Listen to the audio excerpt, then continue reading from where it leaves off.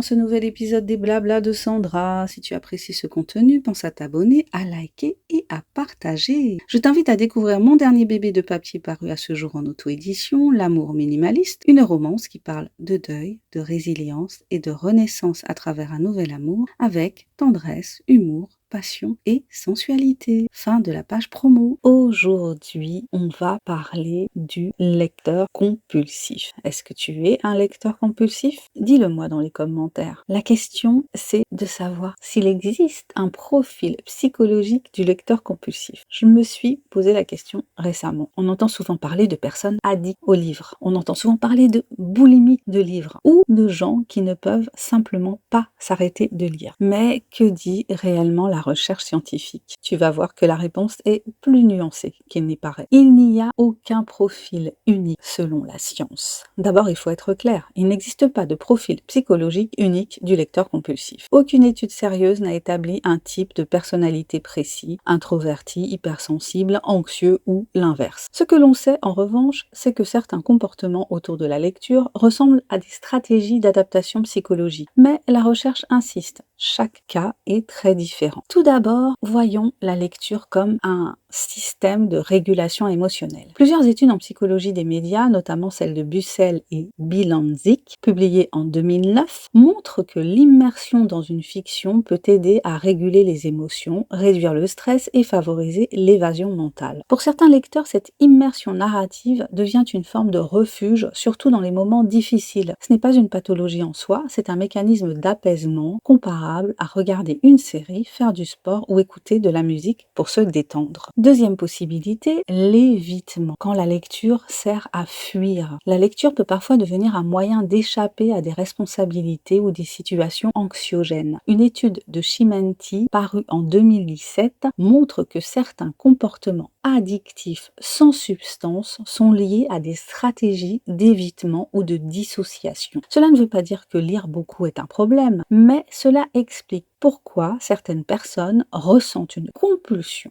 La lecture devient un refuge face à ce que l'on ne veut pas affronter. Troisième approche, autour de l'imagination, de l'empathie et de l'absorption. D'autres recherches, notamment celles de Marr, Hotley et Peterson en 2009, montrent que les grands lecteurs, pas nécessairement compulsifs, ont souvent une forte imagination, une grande capacité d'absorption des informations et un haut niveau d'empathie cognitive. Ce sont des personnes qui vivent les histoires intensément, qui ressentent profondément les émotions des personnages. Ces qualités, très positives, peuvent aussi expliquer pourquoi certaines personnes se laissent complètement emporter dans la lecture. Et maintenant, on va voir le cas extrême, la bibliomanie. Enfin, il existe des cas très rares de bibliomanie documentés en psychiatrie. Dans ces situations extrêmes, la lecture compulsive est associée à des difficultés de contrôle des impulsions. Mais ces cas sont exceptionnels et ne représentent pas la majorité des lecteurs passionnés, même très avides. Conclusion. Alors, existe-t-il un profil? On vient de voir que non, il n'y a pas un seul profil. La lecture compulsive peut être une façon de gérer des émotions, d'éviter des situations difficiles ou simplement être l'expression d'une imagination très riche. Chaque parcours est unique. Si toi tu es ou tu te considères comme un lecteur compulsif, dis-moi dans les commentaires, à ton avis, dans quelle catégorie tu te situes. Merci d'avoir écouté cet épisode des Blabla de Sandra. Si tu as aimé cette réflexion, n'hésite pas à partager ce podcast et à me dire quel est ton point de vue sur la question. Je te dis à très bientôt pour un nouvel épisode des Blabla de Sandra. Allez, abonne-toi, commente si tu l'oses, like et partage. Et pense à découvrir mon dernier bébé de papier paru à ce jour, L'amour minimaliste, une romance qui parle de deuil, de résilience et de renaissance à travers un nouvel amour avec tendresse, humour, passion et sensualité.